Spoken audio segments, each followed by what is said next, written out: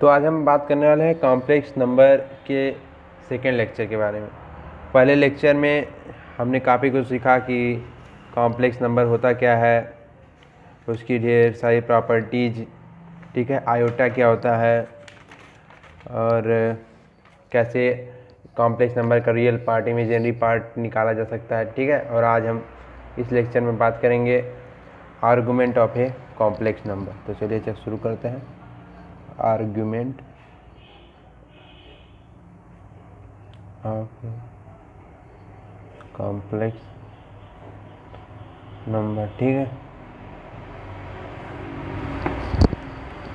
ले सपोज कर लेते हैं कोई कॉम्प्लेक्स नंबर है, लेट कोई कॉम्प्लेक्स नंबर जेड है, वो क्या है, इसकी unit x plus I by के इक्वल, ठीक है। अभी यहाँ पे हम ग्राफ खींचते हैं। ग्राफ में क्या होता है कि जो एक्स एक्सिस होता है वो रियल पार्ट के लिए होता है, रियल होता है, और यहाँ पे एक्स लिखा है, ठीक है। और ए जो होता है इमेजिनरी का होता है। कॉम्प्लेक्स नंबर जो ग्राफ होता है उसकी एक्स एक्सिस पे रियल पार्ट को दिखा जाता है और वाई एक्सिस पे इमेजिनरी पार्ट को। और सपोज कर लेते हैं ये थीटा एंगल पे यहाँ पे है, थीटा एंगल बनाता है, ठीक है। अगर थीटा एंगल फर्स्ट कोऑर्डिनेट में बनाता है या फोर्थ में बनाता है, अगर इसमें बनाता है थीटा एंगल,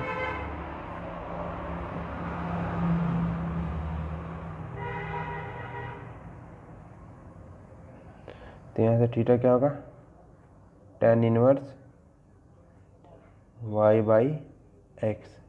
इसका कोऑर्डिनेट यहाँ पे क्या है, एक्स गामा वाई, ठीक है। यहाँ पे इसका कोऑर्डिनेट कितना हो जाएगा, सॉरी एंगल आर्ग्यूमेंट कितना हो जाएगा, theta equals to tan inverse y by x, ठीक।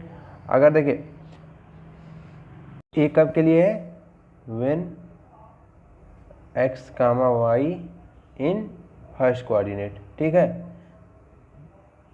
तो अब यहाँ पे जो हमारा आर्गुमेंट होगा कितना होगा, theta equals to tan inverse y by x. अब देखिए अगर जो हमारा मतलब कोऑर्डिनेट है एक्स कामा वाई सेकेंड में होगा, तो यहाँ पे कितना होगा theta, when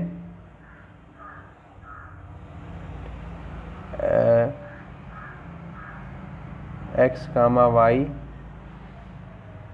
belonging to second coordinate,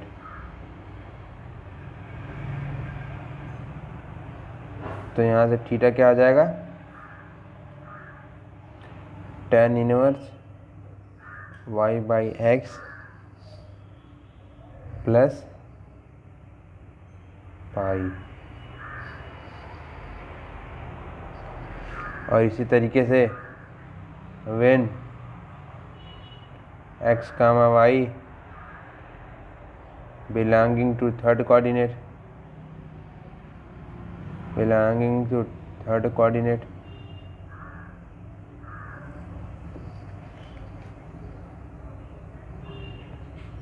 तो उसके लिए थीटा कितना हो जाएगा, tan inverse y by x minus pi. और चौथा क्या हुआ, when x comma y belonging to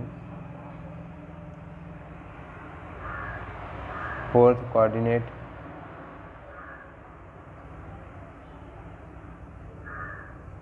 तो उसके लिए प्रिंसिपल आर्गुमेंट कितना हो जाएगा, tan inverse y by x. आइए अब हम इसको एग्जांपल से सॉल्व समझते हैं कि कैसे किसका कितना प्रिंसिपल आर्गुमेंट होगा, ठीक है। चलिए एग्जांपल सपोज कीजिए, एग्जांपल कोई हमको दे दिया कॉम्प्लेक्स नंबर जेड दिया है जेड इक्वल्स टू √3 प्लस आई। इसका कह दिया हमको फाइंड प्रिंसिपल आर्ग्यूमेंट। तो देखिए कैसे सॉल्व करेंगे।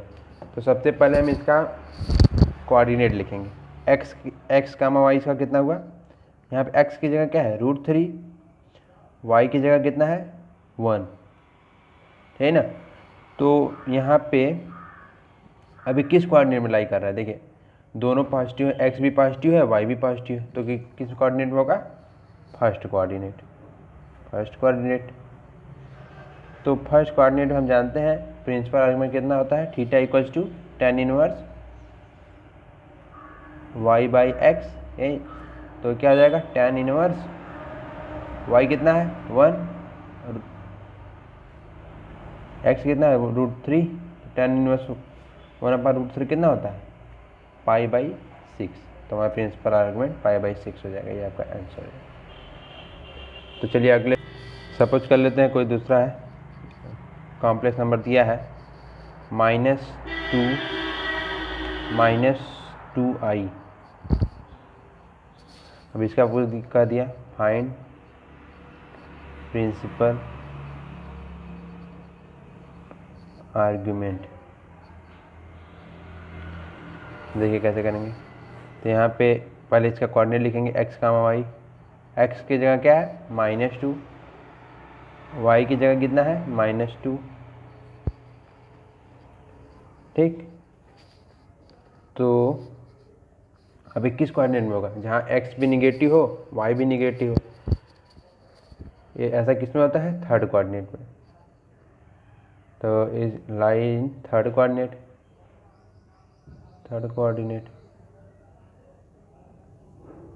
अब थर्ड कोऑर्डिनेट में आर्गुमेंट कितना होता है, theta equals to tan inverse y by x minus पाई।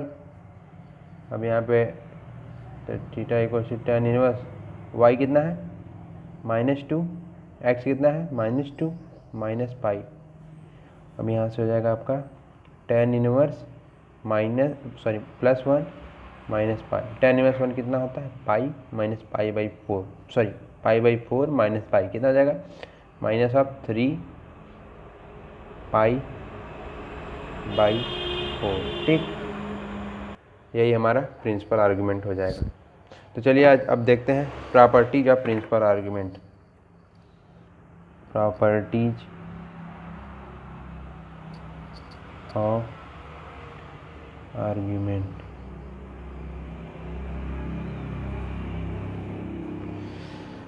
देखिए आर्गुमेंट की एकदम सेम प्रॉपर्टी लॉगरिथम की तरह होता है। जैसे लॉगरिथम में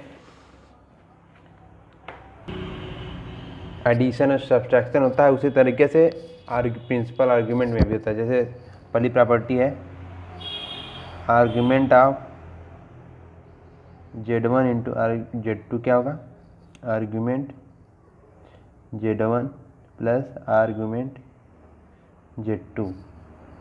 जैसे देखिए लॉग में क्या होता है, log xy equals to log x plus log y। उसी तरीके से आर्गुमेंट में argument of Z1 into Z2 is equal to argument Z1 plus argument Z2। और दूसरी प्रॉपर्टी क्या है, argument of Z1 upon Z2, ये क्या है, किसके इक्वल हो जाएगा, argument Z1 minus argument of Z2।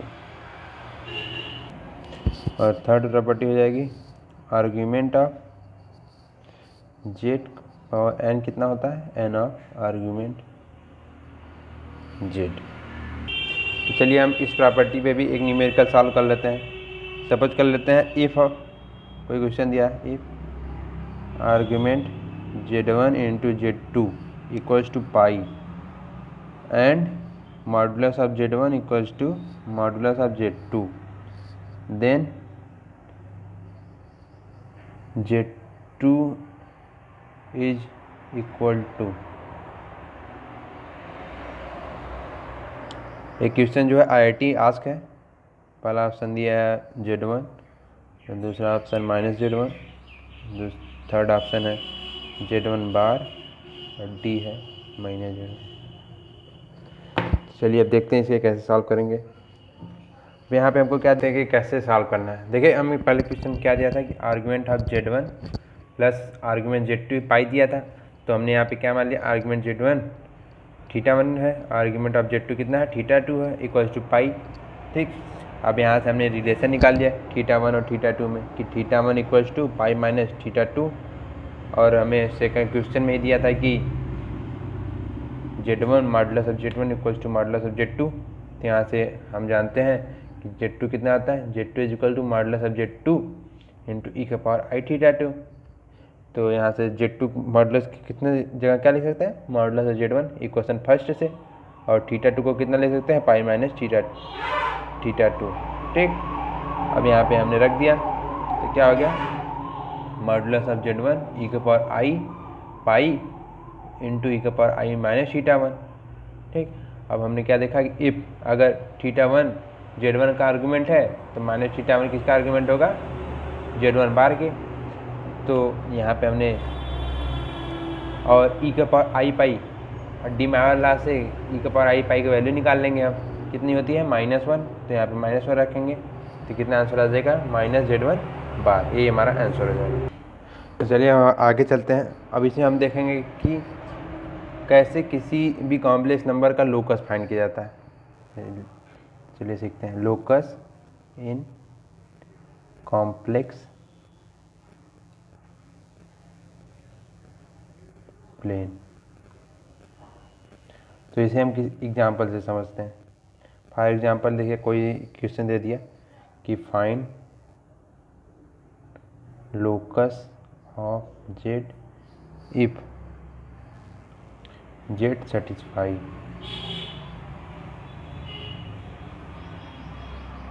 Modulus of Z -3 + 3i।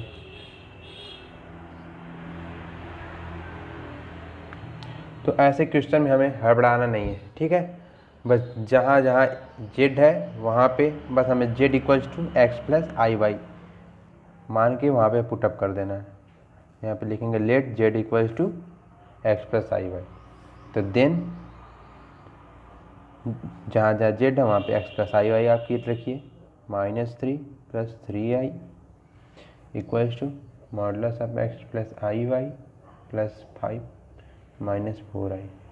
अब रियल पार्ट को रियल पार्ट के यहाँ और इमेजिनरी को इमेजिनरी के यहाँ रख लेते हैं। तो क्या जाएगा, x -3 + i times y + 3 equals to x + 5 + i times y - 4। अब इसका मॉडुलस कितना होगा, √ रियल पार्ट का स्क्वायर प्लस इमेजिनरी पार्ट का स्क्वायर। तो अंडर रूट में रियल पार्ट का स्क्वायर कितना है, x -3 का square plus imaginary part y + 3 का स्क्वायर इक्वल्स टू √ x + 5 का स्क्वायर प्लस y - 4 का स्क्वायर। तो कितना हो जाएगा, इसे सॉल्व करते हैं, दोनों स्क्वायर बोथ साइड, तो हमारा रूट हट जाएगा। कितना हो जाएगा,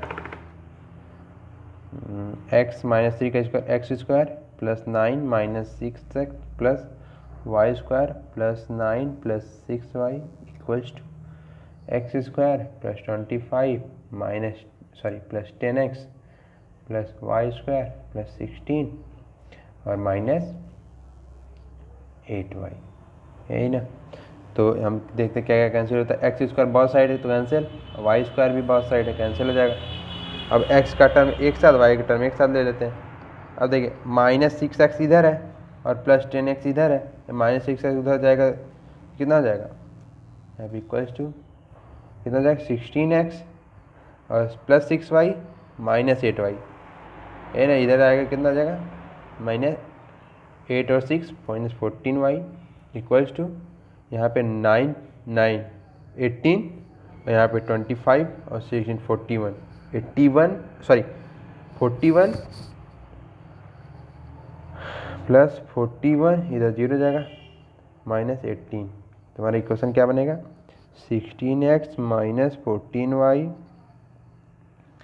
प्लस कितना बचेगा हमारा, 41 - 18 कितना होगा, 23 इक्वल्स टू 0। एक इसका लोकस है, इससे और सॉल्व कर लेते हैं तो आपको समझ में आएगा कितना है, क्या इक्वल है, 14y equals to 16x plus 23।